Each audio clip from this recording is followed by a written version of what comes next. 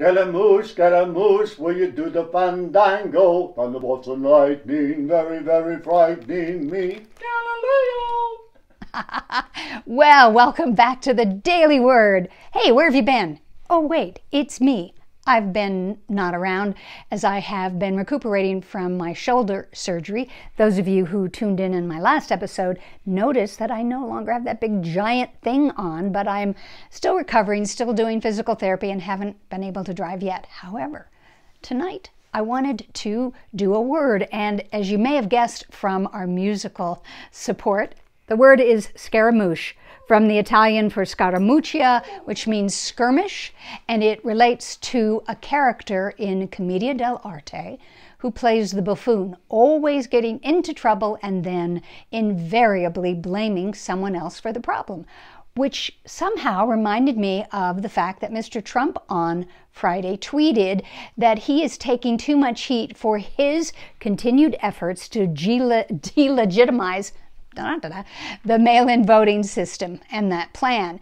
And what he thinks is the problem is Mr. Zip, the cartoon character that was created in 1963 by the post office to help us learn how to do zip codes.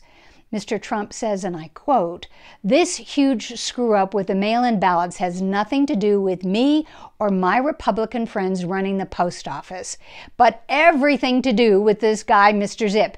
It's pretty clear he didn't do his job, and now I'm I'm demanding that he be fired." End quote. When asked about this, he said, "Mr. Zip is representative of a general failing at the post office to get the mail-in voting job done.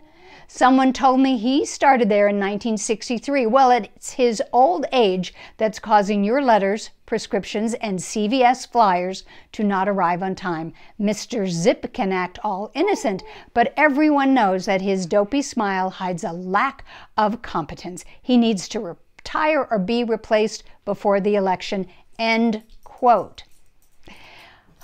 Well, learning of the president's attack on the USPS, the U.S. Postal Service issued a brief statement that says, quote, "Mr. Zip was incredibly effective in introducing the new Zone Improvement Plan code to customers back in 1963. And if all federal employees, of which the president is one, was as efficient, competent, successful, and quiet as Mr. Zip, the mail-in balloting would go just fine." Brum-bum.